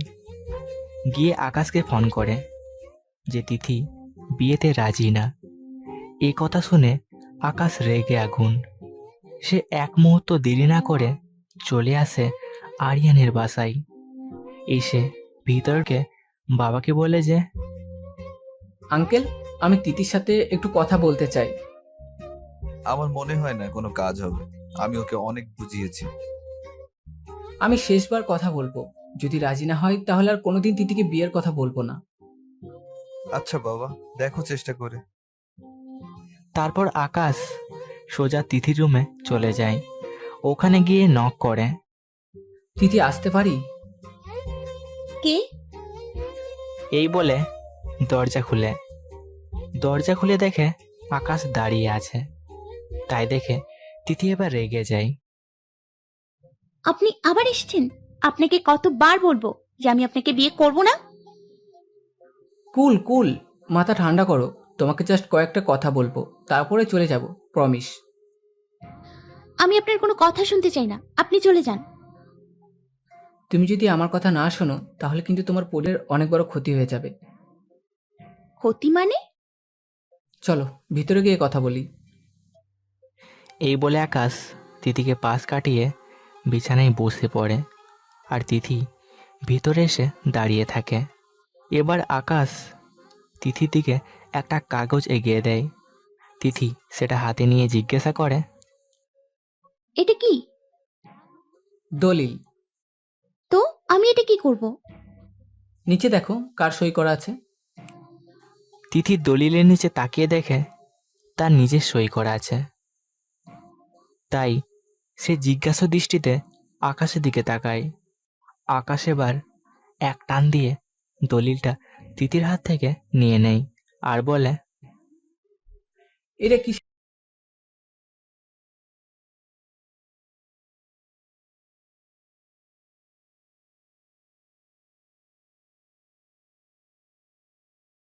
করেছি আমি আপনার? আপনি আমার থেকে আমার আরিয়ানকে কেড়ে নিলেন, এখন আমার পরিবারকে কেড়ে নিতে চাইছেন। কি চান আপনি? বেশি কিছু না, তোমাকে চাই। আর কি, আমার আরিয়ান করে যাচ্ছ। আর কি, আমার আরিয়ান করে যাচ্ছ। আরিয়ান তোমাকে যে টাচ পর্যন্ত করেনি সেটা আমি জানি। সো আমাকে বিয়ে করার জন্য রেডি হও। আমি আপনার মতো খুনিকে আঙ্কেল, তিথি রাজি হয়ে গেছে বিয়ে করতে। আপনি বিয়ের ব্যবস্থা করুন, ফোন করে আমি আপনাকে বিয়ের তারিখটা জানিয়ে দেব। আর তিথির বাবা মাকে মানানোর দায়িত্ব আপনাদের। ও নিয়ে তুমি চিন্তা করো না, আমি এদিকটা সামলে নেব। আচ্ছা আঙ্কেল, আমি তাহলে আসি। আকাশ বাড়ি থেকে বেরিয়ে যায়। আকাশ আর বাবার কথা মা আড়াল থেকে শুনছিল। আকাশ বেরিয়ে যেতেই মা বাবার কাছে এসে জিজ্ঞেস করে, তোমরা কি নিয়ে কথা বলছিলে? আসলে আমি তোমাকে একটা কথা জানাইনি, সেটা হলো আকাশ তিথিকে বিয়ে করতে চাই। কি বলছো এসব? তিথি আমার বাড়ির বউ, আর তুমি ওকে আকাশের সাথে বিয়ে দেবার কথা বলছো? আমি বুঝতে পেরেছি তোমার কথা, কিন্তু তিথির জীবনটা তো আর আমরা এভাবে শেষ করতে পারি না। ওর পুরো জীবন পড়ে আছে, ও কি সারা জীবন একা একা চলবে নাকি? তাছাড়া আকাশও তো আমাদের ছেলের মতোই, সেই ছোটবেলা থেকেই ওকে দেখছি। তাই বলে বাড়ির বউকে অন্যের হাতে তুলে দেবে? তুমি শুধু নিজের কথা ভাবছো, একটাবার মেয়ের কথা ভাবো, কত কষ্ট পাচ্ছে ও। তাছাড়া অনেক বুঝিয়ে তিথিকে রাজি করিয়েছি। মেয়ের খুশির কথা চিন্তা করেই অন্তত তোমাকে এটা মেনে নিতে হবে। এবার আরিয়ানের মা আর নিজেকে সামলাতে পারেনি, বাবাকে জড়িয়ে ধরে কান্না করতে লাগে। এমনটা কেন হলো গো? আমাদের সুখের সংসারটা এইভাবে ভেঙে যাবে ভাবিনি। কার কোন নজর পড়েছে জানি না। তুমি আর কেঁদো না, সব ঠিক হয়ে যাবে। কিছু ঠিক হবে না আর। আমার ছেলেটাকে তো আল্লাহ তুলে নিয়েছে, এখন মেয়েটাকেও দূরে সরিয়ে দিবে? চুপ করো, তিথি শুনলে ও আর বিয়েতে রাজি হবে না। আচ্ছা ঠিক আছে, তুমি যা ভালো বুঝো। এদিকে আকাশ মিস্টার মেহেদিকে ফোন করে জানায় যে ডিলটা এই সপ্তাহের 4 তারিখে হবে। মেহেদিও রাজি হয়ে যায়। এবার আকাশ বাবাকে ফোন করে বলে যে এই সপ্তাহের সামনে 4 তারিখে বিয়ে হবে। বাবাও রাজি হয়ে যায়। এদিকে তিথির মা বাবাও প্রথম দিকে রাজি না হলেও মেয়ের কথা ভেবে পরে রাজি হয়ে যায়। আর তিথি তো সারাক্ষণ শুধু কান্না করে, সে চাইলেও কিছু করতে পারছে না। আবার আত্মহত্যা করবে তারও উপায় নেই, কারণ আকাশ তিথিকে বলে দিয়েছে যে সে আত্মহত্যা করলে তার বাবা মা শ্বশুর শাশুড়ি কেউ বাঁচবে না, তাই আত্মহত্যা করতে পারছে না। যাকে বলে জীবিত লাশ হয়ে বেঁচে আছে। আজকে তিথির গায়ে হলুদ, তবে কোনো আনন্দ নেই, কারণ তিথি শুধু কান্না করছে। এই জন্য কেউ আনন্দও করতে পারছে না। অনেকে এসে তিথিকে সান্ত্বনা দিচ্ছে, কিন্তু কোনো লাভ হচ্ছে না, কারণ তিথি এমন একটা অভাগী যে নিজের বোনের খুনিকে বিয়ে করছে। সেসব দিই মেরে মেরে ভাবে গায়ে হলুদ সম্পন্ন হলো। তবে আকাশের বাড়িতে আকাশের বিয়ে সম্পর্কে কেউ জানে না। কারণটা আগে বলেছি, আর এখন আবার বলছি, সেটা হচ্ছে আকাশ বিবাহিত। তাই আকাশ তার বাড়িতে এ খবর পৌঁছাতে দেয়নি। ও প্ল্যান করেছে সব সম্পত্তি বিক্রি করে রাতে বিয়ে করে পরের দিন দেশ ছেড়ে চলে যাবে অনেক দূরে, যেখানে কেউ খুঁজে পাবে না তাকে। আজকে 4 তারিখ। আকাশ তার অফিসে নিজের কেবিনে বসে আছে, আর তার সামনে বসে আছে মিস্টার মেহেদি। আকাশ খোঁজ নিয়ে দেখছে মেহেদির কোম্পানিটা অনেক বড়। ডিল হয়ে গেল। আকাশ এখন 2000 কোটি টাকার মালিক, আর মেহেদি কোম্পানির মালিক। আকাশ বেরিয়ে আসে কোম্পানি থেকে। এখন সে নিজের আরেকটা কাজে যাবে। এদিকে বিয়ে বাড়ি প্রস্তুত, গান বাজছে, সবাই মজা করছে। তবে তিথি মনমরা হয়ে বসে আছে আর থেকে থেকে ফুপিয়ে কেঁদে উঠছে। অলরেডি 5 বার মেকআপ করানো হয়েছে, কিন্তু বারবার কান্নার পানিতে সব ধুয়ে যাচ্ছে। হঠাৎ একজন দৌড়ে এসে বলতে লাগে, বর এসেছে, বর এসেছে। সবাই তখন দৌড়ে বাইরে যায় বরকে দেখার জন্য। তিথি রুমে একা হয়ে যায়। হঠাৎ তিথি লক্ষ্য করে দরজার সামনে কে যেন দাঁড়িয়ে আছে, কিন্তু মুখটা ঢেকে রয়েছে, তাই মুখটা দেখা যাচ্ছে না। তিথি লোকটাকে দেখার জন্য যেই বিছানা থেকে নেমে দরজার দিকে তাকিয়েছে, দেখে লোকটা আর নেই।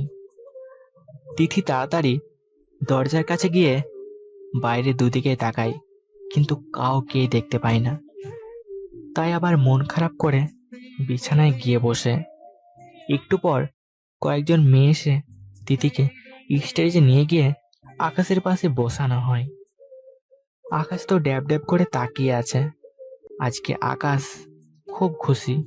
প্রথমত, আজকে সে অনেক টাকার মালিক, আর দ্বিতীয়ত আজকে সে নিজের করে তিথিকে পাচ্ছে। কাল সকালেই তিথিকে নিয়ে অনেক দূরে চলে যাবে, এই ভেবে একটা বাঁকা হাসি দেয় আকাশ। একটু পর কাজী সাহেব উপস্থিত হন। তিনি প্রথমে তিথির কাছে আসেন, এরপর তিথিকে কবুল বলতে বলেন, কিন্তু তিথি কবুল বলছে না। অনেকক্ষণ ধরে সবাই বলছে কবুল বলতে, কিন্তু তিথি কবুল বলছে না।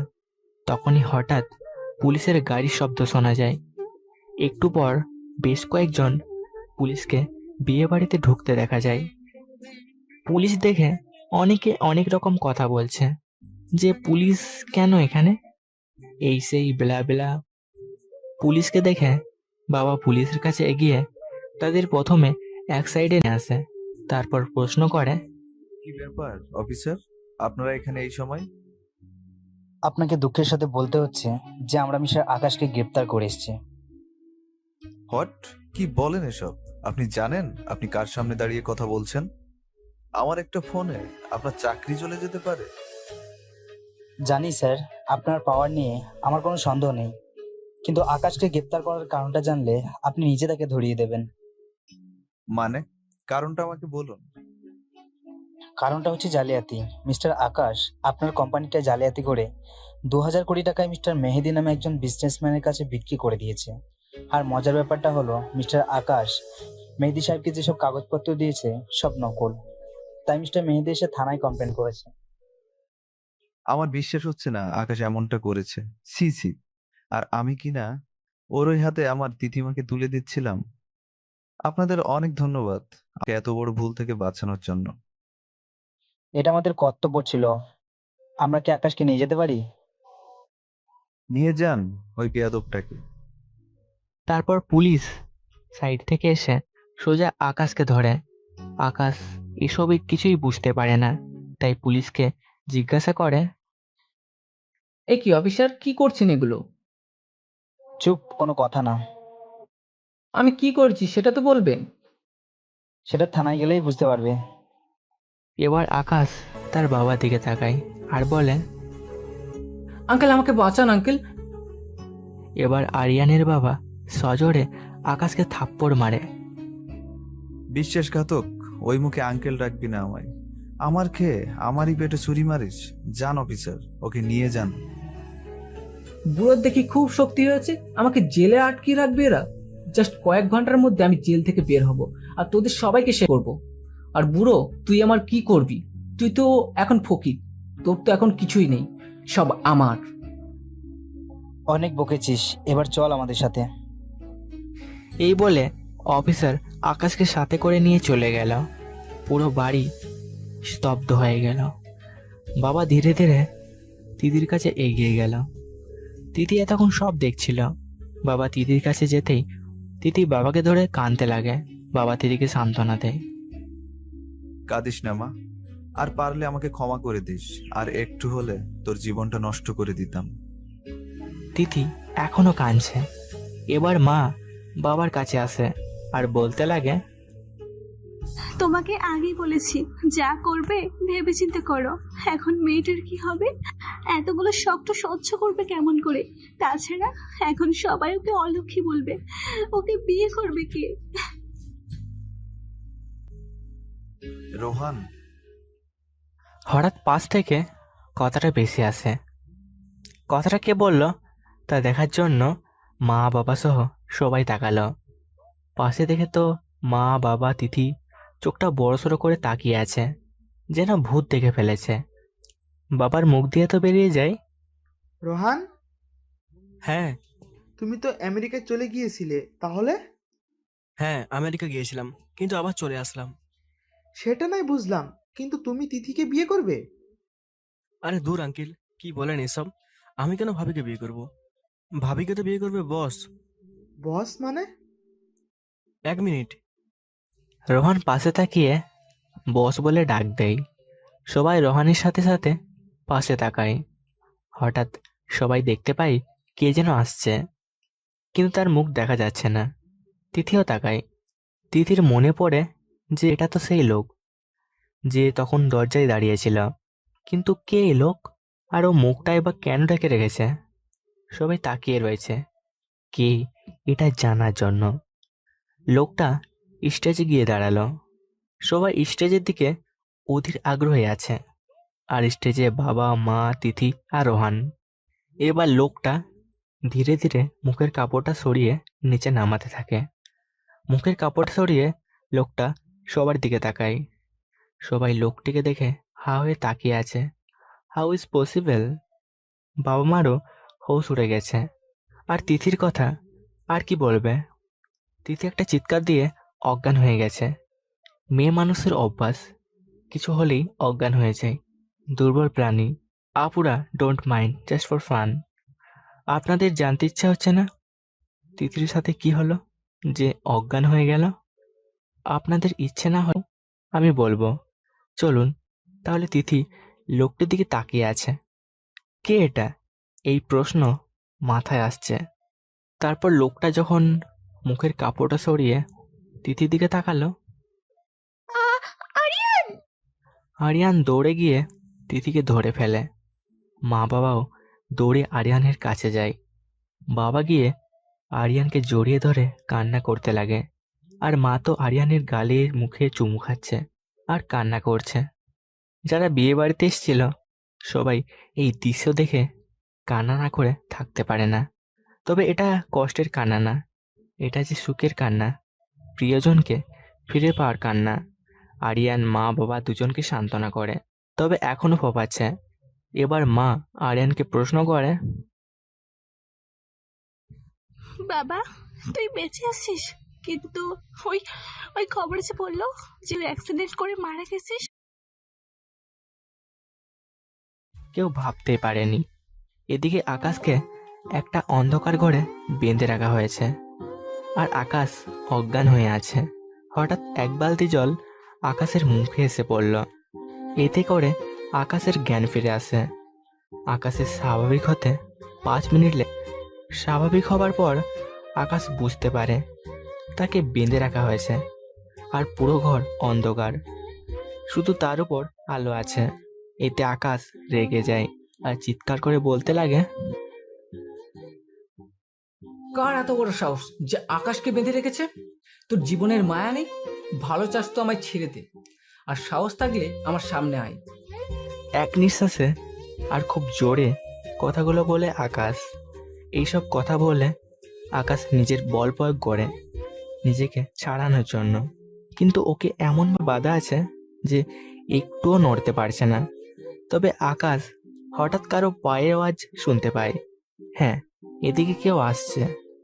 এবার আকাশের মুখে হাসি ফোটে, কারণ ও মনে মনে প্ল্যান করেছে যে যে ওকে কিডন্যাপ করেছে তাকে কিছু টাকার লোভ দেখাবে, তাহলে ওকে ছেড়ে দেবে। আস্তে আস্তে লোকটার মুখ স্পষ্ট হতে লাগলো, আর যখন পুরোপুরি আকাশের সামনে চলে আসলো, আকাশের মুখ পুরো চুপসে গেল। আকাশ চোখ বড়সড় করে অবাক হয়ে তাকিয়ে আছে, সাথে মুখে ভয়ের ছাপ। আকাশের মুখে কোনো কথা বের হচ্ছে না, তবুও কষ্ট করে বলল, আরিয়ান, এটা কিভাবে হতে পারে? আমি তো না, কিছু ভাবতে পারছি না, কিছু মাথায় আসছে না। কি আকাশ বাবু, অবাক হচ্ছ আমায় দেখে? কিভাবে? বলছি এত তাড়া কিসের? ও, তোমার তো আজকে আবার বিয়ে করতে যাবে বুঝি? কিন্তু কাকে বিয়ে করবে? তিথিকে? কিন্তু ও তো আমার বউ, আর আমি তো ওকে আজকেও বিয়ে করে আসলাম। মানে? তুই কি ভেবেছিলিস যে তুই বিবাহিত সেটা আমি জানি না?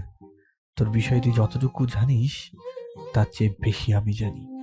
কিভাবে এটা সম্ভব? তুই তো মারা গেছিলি। আরিয়ানকে মারবি তাও তুই?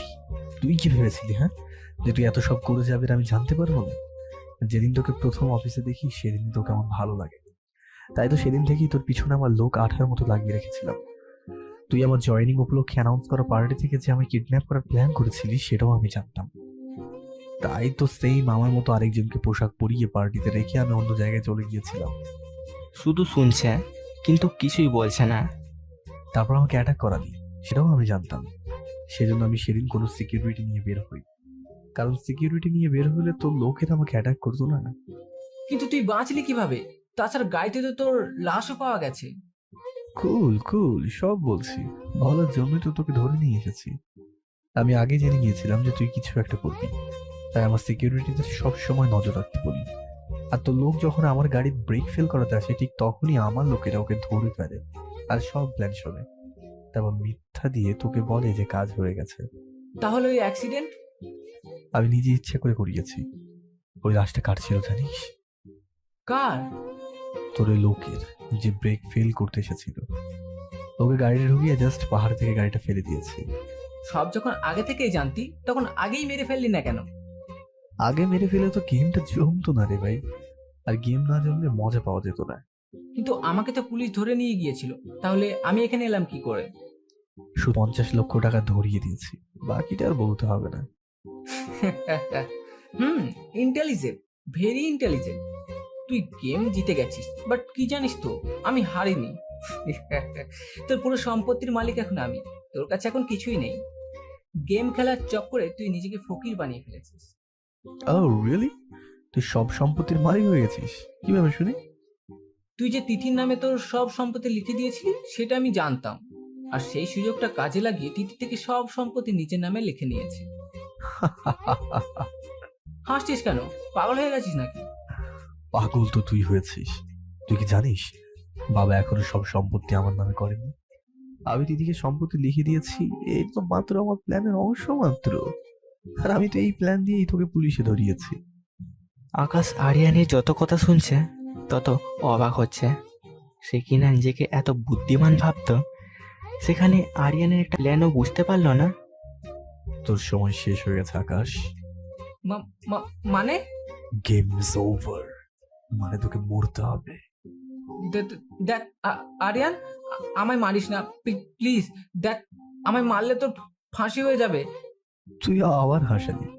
আচ্ছা, তোকে ইনকাউন্টারে মারলে কেমন হয় বলতো? কাল খবরের কাগজে ব্রেকিং নিউজ কি হবে জানিস?